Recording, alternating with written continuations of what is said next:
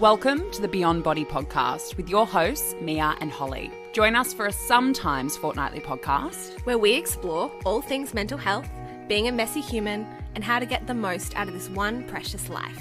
and all the ridiculous stories in between. Hello to the people. We have arrived back. We are both back in Australia, and I couldn't be happier to be sitting down with one of my favourite gals, and we're going to talk about some important topics. Welcome back to the podcast, Mill. How are you? I'm good. One of my also favorite gals. We were just talking about this in our retreat catch up, like how lucky we are to get to do these things together. And even with the podcast coming back, I'm like, I'm just really excited to do it again. It's so much more fun than doing it by yourself. Same. I mean, I've never done it by myself, and I would never do it by, by myself. You're my ride or die. Lonely road. Yeah. So obviously we've both been away. I think it's been about a month since we've done a recording. We have been in Bali. We were hosting a retreat. We've both had a bit of time off, and now we are back. Spring has sprung where I'm at. It's so warm.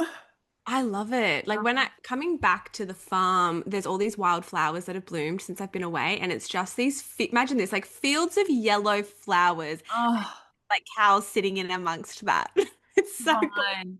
I came home to because I don't have a lot of garden, which is great because I'm certainly not a green thumb, but I do have this, garden that runs along the side, and all these flowers have bloomed since I've been away, and I haven't seen the house like that before. I haven't been here during spring, and I was just like, oh my God, this is so beautiful. It was like this barren wasteland, and now there's like orange flowers and purple, and the frangipani out the front is like starting to get a little bit of like a smell to it. It's just like a different place. It's so beautiful. God, I know people love summer, rate summer. I'm definitely a spring girly. I'm actually autumn which people would be very surprised at, but Yeah. that's I preferred that transition from summer to autumn, where it's almost like, okay, we're slowing down, but it's still really beautiful. Yeah. My favorite tree is a jacaranda, and so they Mm. bloom in October. And there's on this road that I used to live in around here, there's this massive jacaranda, and you just have to like climb one fence. It's on someone's property, I'm not sure whom's, but I just sit under the jacaranda every year. I do this, and it's so gorgeous. It's that like the beautiful purple flowers, and they just fall all over the ground, and it's insane. And when a gust of wind comes, and there's just petals everywhere. I know. Insane. About romanticizing your life. I know. The natural world is so epic. I know. We obviously had a really, really amazing experience at the retreat, our first one overseas. What were some of your highlights? What have you taken away from Bali, like with both personal time off and also retreat experience? I think you've said this before about Bali, and I totally agree with it, but I just do so well there in terms of my nervous system, the warm sun on my skin. It's so easy. I think for you as well, like we've just been there so many times. It's just so easy. Life feels like you step off the plane, you're there, I'm riding my scooter around, you're having all your smoothies and juices, and it's just amazing. So I feel like overall my well-being thrives there. Yeah. In terms of the retreat, I think something that I find so fulfilling is literally witnessing the evolution of someone from when they arrive at the retreat, like super nervous, like in a foreign country, to when they leave. And like the girls are like leaving, holding hands, skipping together. Like it's just such an evolution. And I think, people probably think you come to these retreats and you're lounging on a day bed and you're going to some workshops and you're eating some great food. All those things happen. But also it can be a really big challenge for a lot of people, even if they're a-okay with the food stuff. Even putting yourself in a group with 10 people whom you don't know in a foreign country, that can be a lot for social anxiety. So I think a really rewarding part for us is just to be able to hold people through all of their experiences of the retreats. Completely. I have to tick a couple of those boxes right next to you. Well-being in Bali is just, like times 100 from when I step off the plane. It just seems to improve drastically. As you know, like when I got there, I could barely turn my head. I had this terrible, like tight muscle up here, and it's completely fixed now. Like I came back from Bali actually being able to turn my head like a full rotation. And I think, and I'd only had a week of leave. So it's not like, I had an awful lot of time, but just in that week, it really just brought my nervous system back down to a good spot. And it was just very chill. And the weather was phenomenal. We got out just before the Yeah. floods. So, obviously I've been checking in with my friends in Bali and luckily everyone's safe. But yeah, the retreat, I totally agree. It's the transformation, it's all the expectations they come into the retreat with and the fears, which they think make them sort of different. And we know from speaking to everyone that they all have similar, if not identical, fears about vulnerability and connection and wanting to make friends and, wanting to be able to rise to the challenge from a recovery perspective. And it just kind of flows. And you just see that once they drop the expectations, they're able to meet those outcomes. And it's because they've taken the pressure off, which I think is so much of what we have to teach people in this process. Like, stop having fixed expectations, be curious. And it's such a great spot to experiment with that and get comfortable with that surrender. And just the space as well. Like, we've had some beautiful spaces for these Yeah. retreats.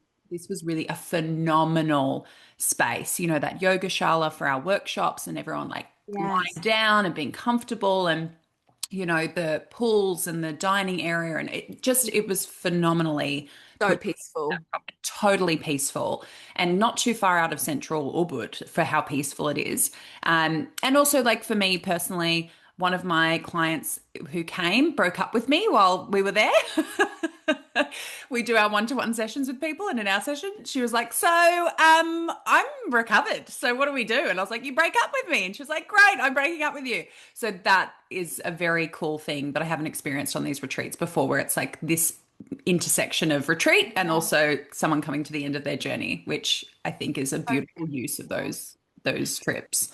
Absolutely. Because I think, for a big part of it for us is that a lot of our clients come to these retreats and we've been working with them for a while and also really working with them to be able to come to a retreat. So how Yeah, monumental is that person was able to be like, this is it. Like, yeah, this is a real I'm good. celebration of my whole experience. Yeah, yeah. Peace out. See you later. Peace out. Check See in you emails, later. please. Let me know how it's going. I want to see all the cool life stuff now.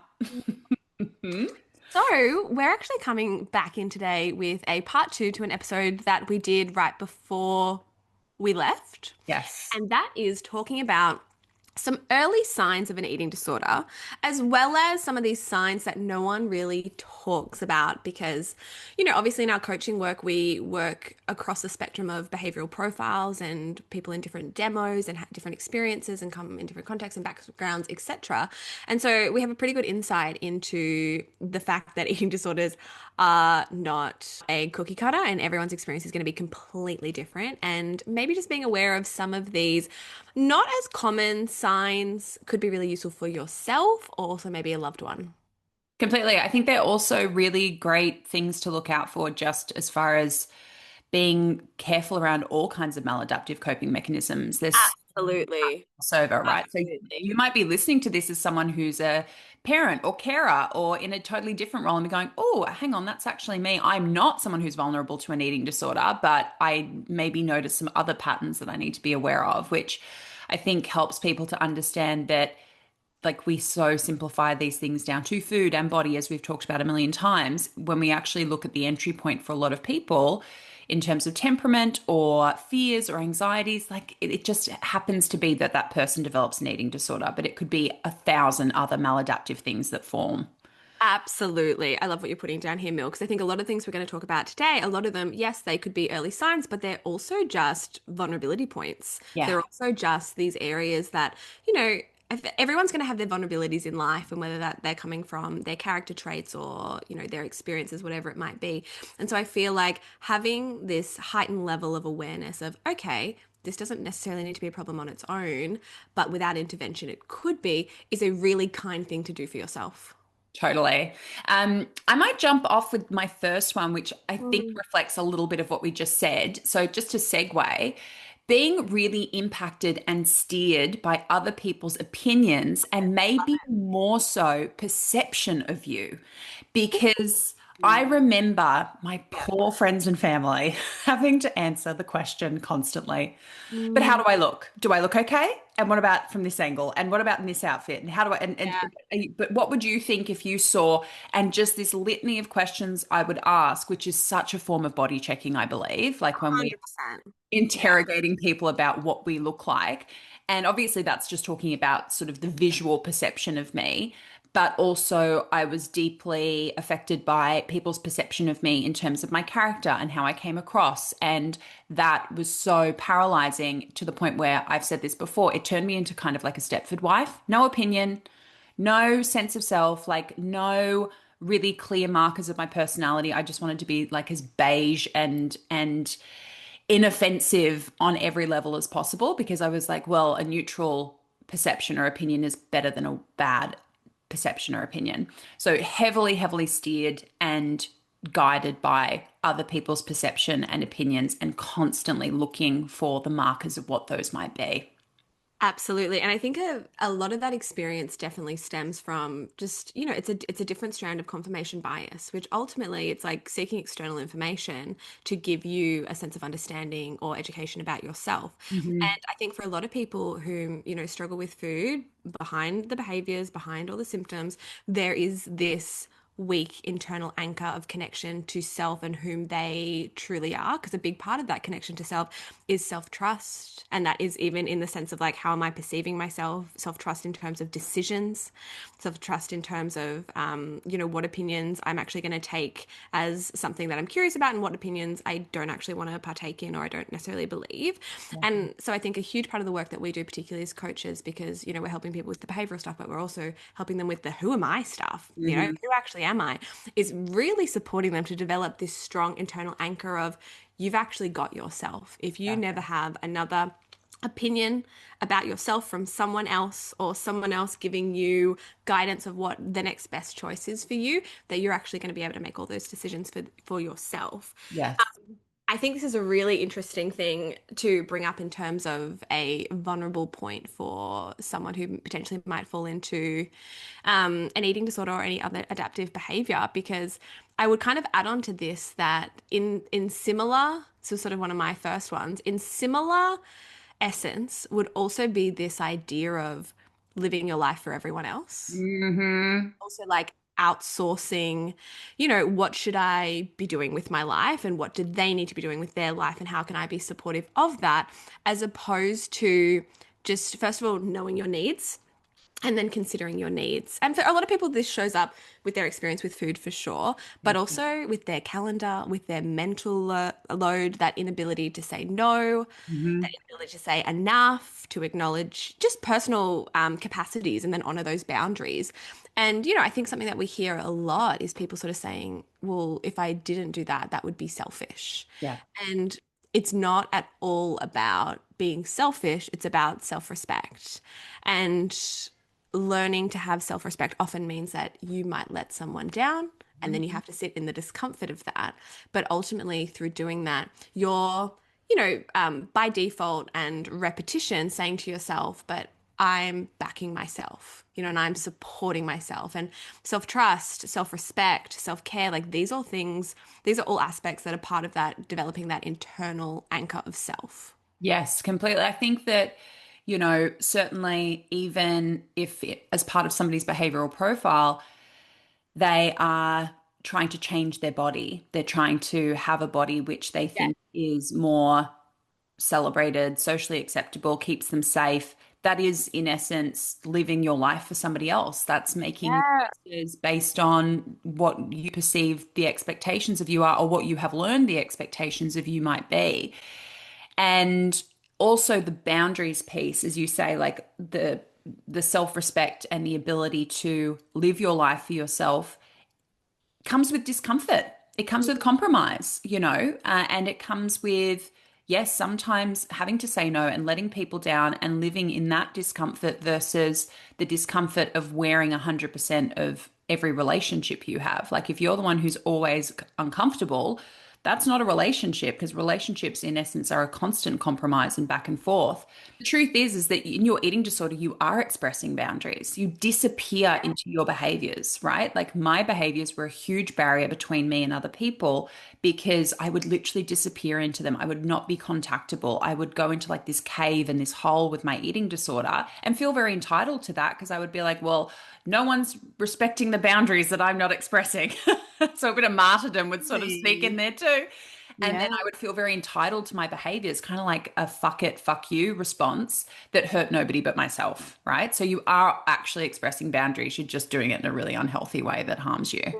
And I think a really cool thing that we get to do a lot with clients is realizing you actually kind of already have these skills. We just need to funnel them in a way that's actually going to help you move forwards and is actually going to be compatible with the things that we truly want: satisfaction, peace, happiness, longevity. Because a lot of the time, people they have the strength to have an eating disorder. It's not like it's fucking easy. Yeah. And it's like you can do that. We just now need to be able to transfer that, use these very transferable skills to actually use this for the good of your recovery. Yeah. This sort of leads me to my next one, which is, and I will talk about this till the day I die, but I think it's very useful in this context, is avoidance of emotions. Hmm. Generally, is a huge sign of someone who may be slipping into any maladaptive response. Yeah.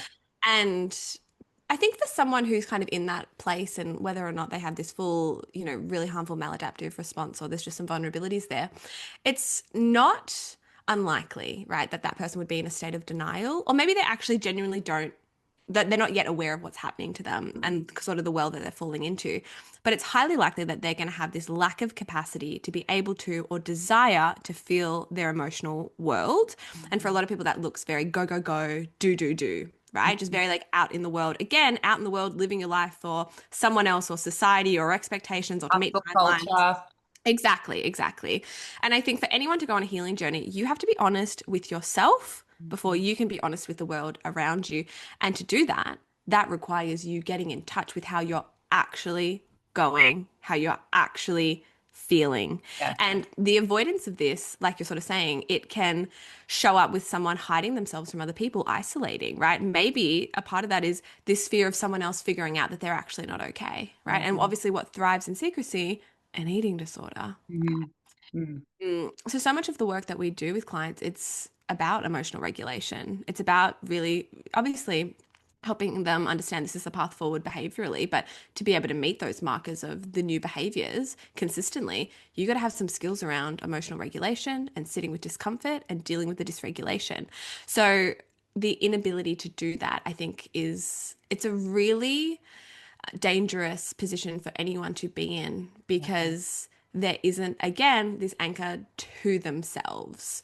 And, I think a big part of my journey was looking at what are the skills that I missed learning as a child, and it was how to regulate, Mm. how to soothe in a healthy way. I learned how Yeah. to soothe in an unhealthy way. And those things, and I think we've spoken a little bit in the last couple of months when we've sort of, I mean, we're really regulated today because we've been in Bali, everyone. But Yeah. we both had a really big couple of months. Oh yeah. And I think we were both sort of mentioned like we just have such a gratitude to actually be able to emotionally regulate in a Yeah. really healthy way. That doesn't mean life is easy, but it means that you've got yourself through it. Mm. And if that is the one thing that I could like ever pass on to a child or like ever teach a client, it's that you need to learn to emotionally regulate. Completely. And as you said, it starts with building up again that even emotional spectrum literacy of, we'll have clients who are like, I can't even name the feeling that I'm having. Yeah. That's the degree to which they have lost touch with those emotions and being able to experience them and sit in them. And, as I've talked about often, I have gone through some horrific things after I recovered. And learned again and again and again the core things I learned in recovery, which is you cannot delay this. You cannot put this off. This whole numbing and avoidance thing is not a lack of emotion. It's actually a surplus of emotion. It's an overwhelm of emotion. If you feel numb, you are in distress. It is not like this cheat code to not, accessing or experiencing those feelings. Mm. And even with things that, we've both, as you said, gone through a bit of a difficult period in the last couple of months. Even when I got back from Bali, I was like, oh, I'm still kind of processing stuff, but I can feel the natural kind of Progression. evolution. You know what I mean? Where it's like, there's no more of that. Why don't I feel better? Like, I want to feel better. Why aren't there's no judgments and premeditated kind of like expectations of, well, I should be over this by now, because all you're doing is adding a layer of shame and pressure that doesn't need to be there, which is actually going to hinder that emotion from seeking like its natural end, right? And getting out of your system. Yeah. But the intense kind of pain coupled with, I don't want to feel it, I don't want to feel it, I want to feel it, is just more pain. And there's a Absolutely. part of your brain going, I am going to feel this eventually. And then that there's an element of like terror and anxiety as well, versus the just meet it as it comes, just sit in it, just be with it, and take off the pressure of, why don't I feel better? Where's the lesson? I want to understand. I want this to have Mm, some kind of meaning now. It's like, totally. it's a time thing, mate. That is a time thing. You just have to wait. Totally. Time plus effort plus kindness. This Yeah. is, I feel like these are the three steps to moving through anything in life. And that judgment that we can put on emotions, I see it happen so often where someone's also putting that same judgment onto their body. It's so easy, particularly with our emotions, to try to intellectualize them. You can't think through your emotions. It's not going to work. Yes, you need to have a level of awareness around them, but it's not a problem solving exercise, right? Yes. Your emotions are to be felt, right? Not thought. And I mean, this links to so many things that we do in coaching, but also at the retreat. But the ability to, again, see someone at the beginning of the retreat, it might be really dysregulated for different reasons and they're overwhelmed at being there, whatever it might be, to see them at the end just so anchored and grounded in themselves because they moved through the discomfort of those emotions. There was no sweeping. We were Yes. actually learning to be with them and talk to us about it and process. Yeah. And it's the ultimate experience of playing the long game. There should be no instant gratification, and we live in this entire world where everyone's so addicted to dopamine and so addicted to that instant quick fix, the Yeah. instant gratification, and being able to sit with your emotions. Yeah, it's not that. It's delayed gratification, but then you get through hard things, and you're like, oh, whoa, that didn't destroy me. I know. That's Oh my bad. God, this is I'm what a this is rock meant to star. feel like. Totally. Totally. I'm going to shift to one that's a bit more specific. hmm So being inflexible around timing with food. Oh, this is literally my next one as well. Oh, really? Hmm. Because I think that this is one that we can definitely see showing up in just like everyday life with how people talk about things like, oh, I'm hungry, but I'm going to wait for lunchtime. And it's like lunchtime is Totally. lunchtime because you're hungry. Like Mm. lunchtime isn't lunchtime because the hands are on a certain part of the clock, right? Mhm. Or, oh, I really shouldn't eat X because I'm going out for dinner later. It's like, Yeah.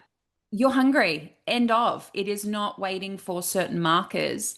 And hmm I remember this was a big thing that I challenged where I really had those beliefs that I don't even think were eating disorder beliefs. They were just things that I'd picked up as far as, Rando things, yeah. I like these are just the times at which breakfast is acceptable and lunch is acceptable and dinner is acceptable. And so therefore I have to, or if I'm going out for brunch, does that mean I have breakfast beforehand? And it was and it was like, it doesn't have to be that confusing. Are you hungry?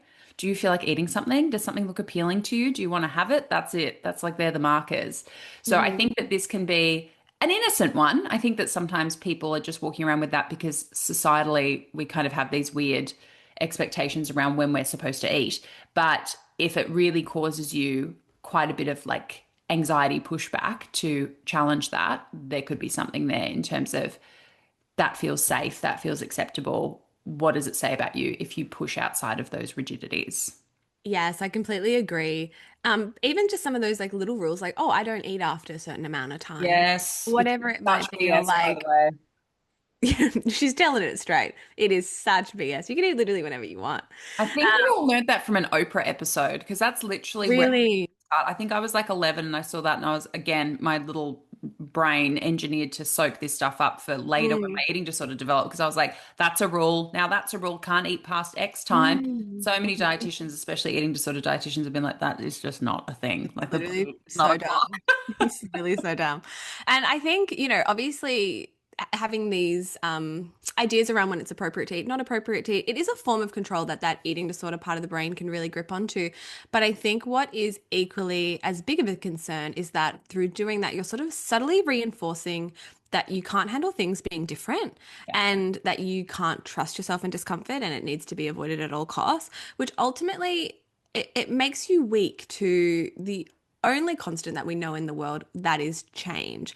I think mental flexibility is a seriously underrated human quality because mentally flexible people know that if shit hits the fan, the car breaks down, you miss the flight, you get laid off, whatever it is, or you're literally just running late, things are going to have to be different and you're going to have to be adaptable. And in doing that, there's going to be discomfort, but also trusting that you can be adaptable outside of regular programming is it just provides so much, again, trust in yourself as opposed to relying on control. Because again, trying to eat at certain times of the day, yeah, a lot of the time you're going to be able to do that, but a lot of the time you're not. Like international travel, for example, Mm. like things are just going to be all over the shop. And again, you can see that level of control through like the structure, the planning. Again, it's a little bit of an outsource. It's as opposed to that trusting of your internal experience. And honestly, so much of life is going to be out of regular programming. I love when I have clients who do night shifts, like nurses, Yeah, yeah, what yeah, who yeah. does that kind of night shift work, because I will often start working with someone and they've never done night shift before, and then they commence that while we're working together. And they're just so confused. They're like, "What do I do? Because now I'm going to wake up at this time, and so then when do I eat? And so what do I eat? Like, what meal is that?" And I'm like, what meal do you have after you wake up? And they're like, breakfast. I'm like, cool. Answer. We Mm. have breakfast within 60 minutes of waking, and we're eating at 2 to 3 hour intervals throughout the day. Snack, lunch, snack, dinner, snack. Like Yeah. simples, go to bed. And they're like, oh, but, and I'm like, no, no, no, no, no. We're not going to give eating disorder this opportunity to make this more complicated than it has to be. You wake up, you eat. End of story, right? Mm-hmm. So I think that that was a real highlight for me as far as, oh yeah, this timing thing isn't just about, we obviously talk about the R and raves, regularity, so important. But there's a really consistent thing in client work. I don't know if you have observed the same thing, like the playing around with timing and just over complicating timing from eating disorder is one of its Yeah. favorite. Yeah. Yeah, yeah. And eating disorders are really good at making excuses of like, oh, but I was seeing a friend at 12, so like I couldn't eat before because it wasn't lunchtime. And Yes. I'm like coming back and it's like, but then what time is it? It's like it doesn't matter. Your body just needs to eat. Yeah. And it's even things like, oh, I couldn't get something that was like a meal. And I'm like, but did you have all your emergency snacks that we've like put in your work desk drawer and in your locker at work? And yeah, I did. Okay, so make a meal out of that. Mm, mm, Like as totally. you said, that agility and that flexibility of that's how life's going to work too. Like you're going to get sometimes I'll be driving down the coast or up the coast, and the place where I usually would pick up some food for lunch is closed. So I'm like, all right, service station, let's get a bunch of things that are going to make up a meal that if you looked at it, the average person wouldn't go, yeah, that looks like the an average meal. That looks like the components of Mm. something that makes up a meal. You do what you got to do. You make it work. Exactly. And if anything's a priority, you'll make it happen. Right. Totally. So I think when those eating disorder excuses come up there, challenge it with that because if it's a priority, you're actually absolutely going to make it work. I was having this conversation with a client the other day. She was genuinely gobsmacked at the idea that I don't know what I'm eating every day until like the time of the day where I'm eating and Yeah. just could not, like I was speaking a foreign language, could not comprehend this. Yes. And I love that about being so flexible with food. Like I had my little sister here the weekend before last, and they literally by default just had like a 4-part breakfast. Went out for coffee, shared something, came home, made some eggs. We're cleaning out the fridge. Literally finished off some ice cream because it was gonna get thrown away. Like it was no one's planning that. It was just like it was that is just literally the day. And I Yeah. think that's really when people are obviously we need to hit these markers of regularity and adequacy. But it is really cool when they get to that point where they're like, so like now let's make this intuitive to me and my experience and what's spontaneity going to look like actually for me because I feel like regularity and adequacy is super necessary and the meal plan is a way for the people to reach that in terms of a structured sense, but people can get locked into a meal plan and then not understand this isn't life, this isn't normal eating, we're not there yet, this Yeah. is just a step, and then we need to level up to what normal eating would actually look like. And that's where I think we can be so helpful because we obviously, like with our flexible, incremental, achievable goals that we're setting with people, we're not saying, like, well, we just got to get you to the meal plan. We're like, meal plan is safety net. Yeah. And then like that creates a safe space for us to experiment with things like this. Let's challenge having lunch at 11 o'clock. Even if you're not hungry at 11 o'clock, let's just challenge it and see what comes up in terms of your beliefs or your discomfort or what you tell yourself about that in real time. Um, and the stuff that comes out is really interesting because we can't get answers from it unless we kind of poke it a little bit. Absolutely. Absolutely. And go into, so often I'll just sort of say to clients, just go into these challenges, just being curious. We're not doing it forever. We're literally just doing it for this week. Let's just see what happens. Yeah. Just Mm. don't decide how you're going to feel all the time. Exactly, exactly. Another one that I have on here is becoming the feeder. And what I mean by this is Mhm. people can really generously feed others, but not themselves. So this could look like baking for others, hosting parties, but never actually sitting down and consuming the food for themselves. Like they may have a love for cooking, but that love is extended to others, not themselves. I think for a lot of people struggling, that it might be easier to nourish others than to sit down with their own feelings and their own hunger. And I think to family and friends, this could look like it could read as generosity, but often it's a way to be close to food without the vulnerability of actually eating it, right?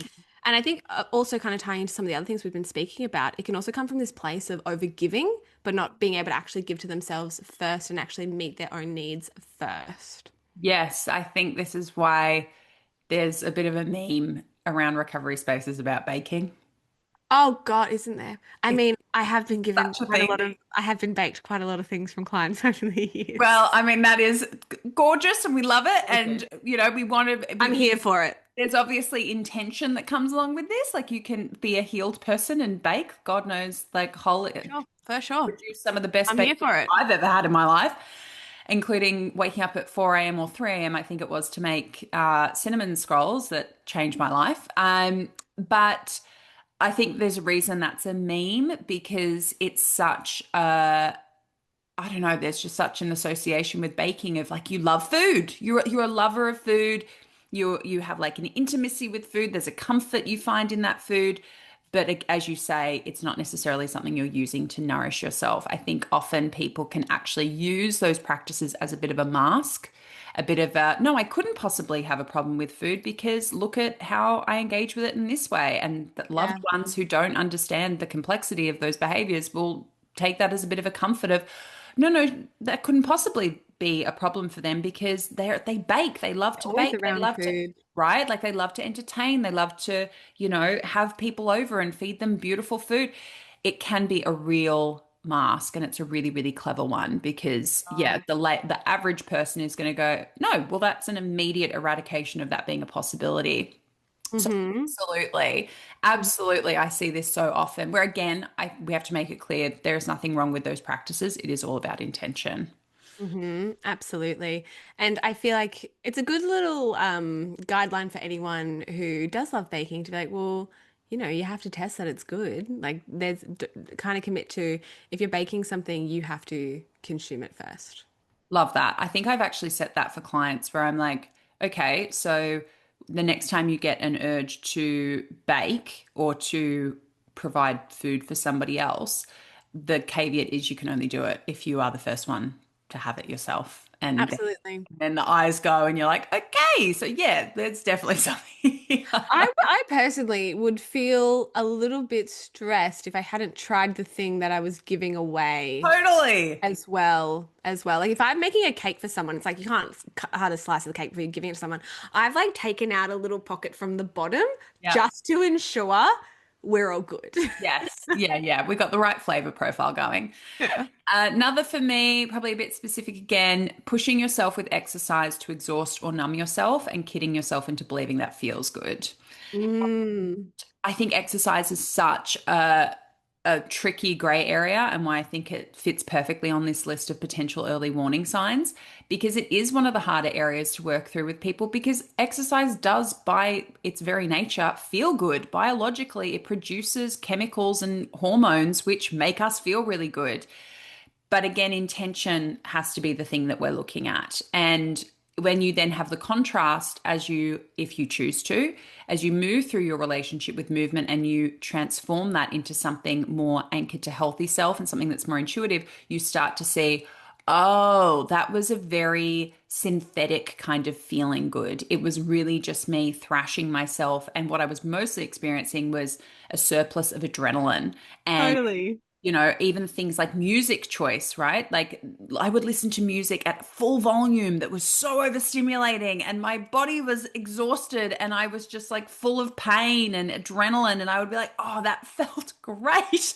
I would come home and be like buzzing from being just totally overstimulated and not be able to get myself down from that versus what movement feels like now when I say it feels good, like the true production of, yes, all those biologically lovely feelings, but also the experience I'm having, where I am, what I'm looking at, what kind of environment I'm in.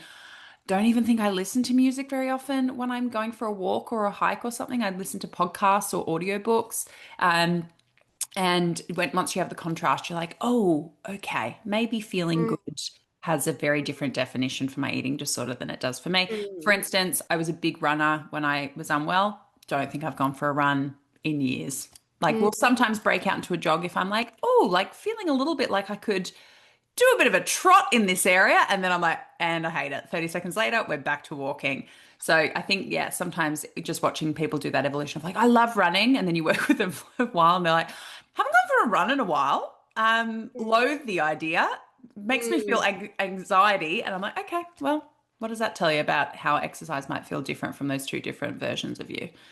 The context in my life where I run is when I'm on a beach walk and I realize I'm way too far away for the toilet from the toilet, and I'm like, we got to pick up the Yeah, yeah, pace. yeah, Yes, I'm like, Mum, I gotta go. Like I'm yeah. so far away from the mother and I'm stressed. We gotta hustle. That is the time where you will see me running, and it Yeah. will be like holding a coffee, looking very chaotic doing it. It's a really interesting one because I'm sure, we both, I bet you, we have both been sitting in client sessions and feeling like we are hitting this one head on Oh, yeah. because the eating disorder is like, no, no, no, no, it's good for me. I know it is, but you know what? They're like, you're People, not touching this bit. Like you, Mia, you can have everything else. You can dig into everything else. I'm keeping this. We're not doing yeah, it. yeah, and I would say, you know what? People don't have maladaptive behaviors because they feel bad. We Yeah, all feel good in some point. it's so true. Adrenaline and endorphins do feel good, but that doesn't mean, like you're saying, it's not the lasting kind of experience we want to be having day to day. I feel like it is a really fine line one because absolutely, I feel like everyone should have a relationship with movement. It is really good for longevity and health, and it can be really good for mental health, but you have to deconstruct it before you can reconstruct it. And Yes. it is one of those things, if someone doesn't actually work on it and the intention, it can create a vulnerability moving forwards in their life. I think it's similar to what we've talked about with body checking before. There's a lot of compulsion with movement in the same way there is with body checking and body monitoring. And as you say, you have to bring it down to its foundation to then rebuild. Like you rebuild your relationship with Totally. your body from, every angle. It's the same thing with movement. Sitting in a period of rest and not engaging in movement, I think can't say everything's cookie cutter. It applies to everyone, but I think it is useful for anyone if they think that they've got a tricky relationship with movement to give themselves a period of rest from movement. You're going to learn so much from that period versus Mhm. doing kind of the, incremental reducing. Yeah, we'll learn some stuff, but I think that you learn an awful lot very, very quickly about the functions of your relationship with movement if you cut it out cold turkey for a period. Yeah, absolutely. Some more specific little ones that I had would be this preoccupation with body fat and weight distribution. So I Yeah. think this comes under the umbrella of body dysmorphia. And of course, it can show up in people's comments about themselves or to other people, a lot of body checking, but also an increased effort to work on changing specific things that they are perceiving as flaws. So that can be, someone has a particular flaw they really are really hyper aware of. It could be like just exercising to really change that part, or it could be like face filler because there's a part of their face that they just really aren't okay with, or whatever it might be. And I think it's a really interesting one because it again, everyone's going to have things that they don't love about themselves, but I think it's when that turns to distress and you feel like you're not okay as you are, it can be a really vulnerable point for someone who potentially may fall into having an eating disorder. Yeah, and it's all this stuff that's also then fed by diet culture, like spot reduction and all these claims made by, wellness and health spaces of like, you can target this one area of your body with this kind of exercise. Like, Yeah. again, that's just not a thing. That's biologically, physiologically not possible. And aside from that, it's investigating why you feel compelled to do that before doing it. And look, I come from the perspective, and I've evolved with this over time, where, if somebody comes to me, and it's obviously not our job to help people lose weight, and it's philosophically and ethically not who we are anyway. But if somebody says to me, well, Mia, what if I do want to lose weight down the track? And I'm like, that's your choice. You have autonomy. This is the most important thing I can teach you, is that you have autonomy and agency. What I would hope you learn from this process is that you're more interested in the why than the how. Why do I want to do that? What am I telling myself about my body, or about my appearance, or about my value or my worth? Where, we see obviously the cosmetic industry and the plastic surgery industry, and as we know, the diet industry just profiting so much from people. They're changing their bodies in these drastic ways. And it's still crazy to me that we don't have some kind of regulation whereby that person is offered some kind of checkpoint about why. Why are we doing this? Why are we literally putting ourselves into a situation which is really precarious, right? Like, going and having surgery is major. Putting yourself into deficits with your intake is major, and it can be incredibly dangerous. And we just, like, so many people just do it on a dime versus understanding themselves, and where that need is coming from, or that desire is coming from, and what are the beliefs sitting under it. So I say to people, you want to have surgery, you want to lose weight, you have all the right in the world to do that. I would just ask you to maybe speak to somebody who can help you unpack why first. Absolutely. We're so on the same page with this.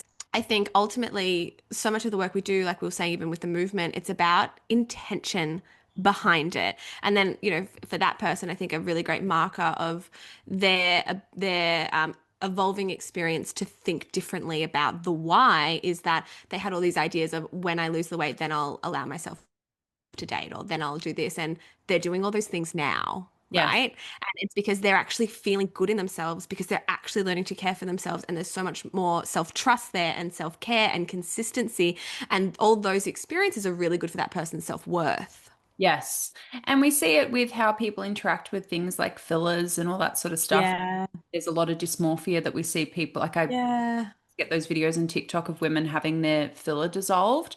And then they kind of start to have this awakening when they look at photos of how extreme kind of their filler Yeah. levels got. And they're like, I can't believe that A, I became so dysmorphic about that. And B, no one I was working with would flagged it with me that, and Yeah. checked in as to, was this something that I could see clearly, and what was driving my desire to continue doing that, and to the point where it I couldn't see myself clearly. Like, no, there was no one checking in for those metrics. So yeah, it's Mm. just really interesting to me that we simultaneously seem to know more about eating disorders and body image distress, etc., and yet these industries are still booming. Thriving, They are. absolutely thriving. Yeah. It's so interesting because I think a lot of people may do the work around their relationship with food and their body, but forget that there's so much more to that. There's so much more in the sense of, are you making these other decisions to drastically change how you appear because it's kind of normative behavior? Like, I forget what it's called.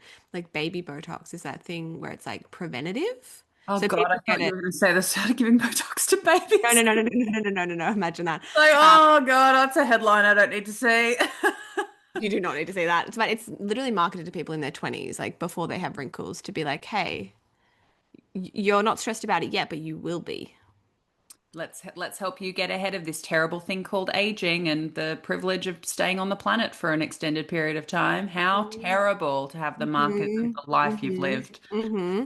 And just another sort of small, more specific one, I think could be someone wearing a lot of baggy clothing to conceal body shape, or wearing a lot of tight clothing to really accentuate their bodies. So often I think it's sort of seen as a way to control how they're perceived and how they feel about their body and how other people are perceiving their body.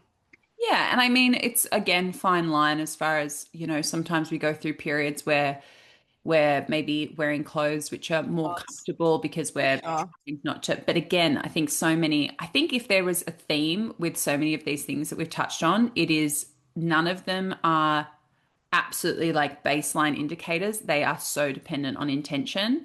And that is so much about just being honest with yourself and maybe being honest with somebody else to like bounce off who might be a bit more like literate in this area. Because I think that's what makes this stuff so tricky is and even through the recovery process where you're engaging in these things that other people are engaging in. A lot of the things we've talked about, like, Yeah. Yeah. feeling a little bit like, oh, is it a bit weird to eat lunch at 11 o'clock or, 10:45 or whatever? Somebody can do that and be like, oh, yeah, it is a bit weird and I'm not going to do it. And that is not ever going to be a contributor to something as dangerous as disordered eating or an eating disorder or body image distress and dissatisfaction. For somebody else, it is really looking back, going, oh, wow, that was definitely a little flag there that something was coming. Um, but I think that's where having these earlier conversations, as we said in the last episode, that preventative piece of just putting it on the table for people and having them just be aware and curious about their own behavior, but also maybe being conscious of this for a child or for a partner or whatever, um, can just put some safeguards around people that currently aren't really there. Because as we know, there's a lot of emphasis on like how sick can you get before you reach out for help. And that's certainly echoed back by a lot of sort of like treatment messages and certainly people's experiences with GPs, etc. So yeah, intention is a big part of it, and not to panic if you see yourself in any of these signs or signals either, just to see it as a little bit of like a opportunity to pause and reflect and get a bit honest with yourself when they come up.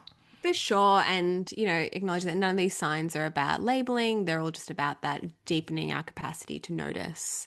And I think notice, when maybe like control is replacing care and when discipline is replacing joy, or, when food is not really feeling like it's a source of nourishment, but it's a source of fear. So I feel like, yeah, if this conversation stirred something in you, just let that be a little bit of an invitation to maybe speak to someone, friend, coach, whoever is in your world, because it's not about just snapping out of it, right? It's about slowly learning more about yourself and then coming back to that self. So wonderful to sit down with you again, Mill, and be back at it. You'll be seeing us fortnightly, everyone. Yes. Hopefully.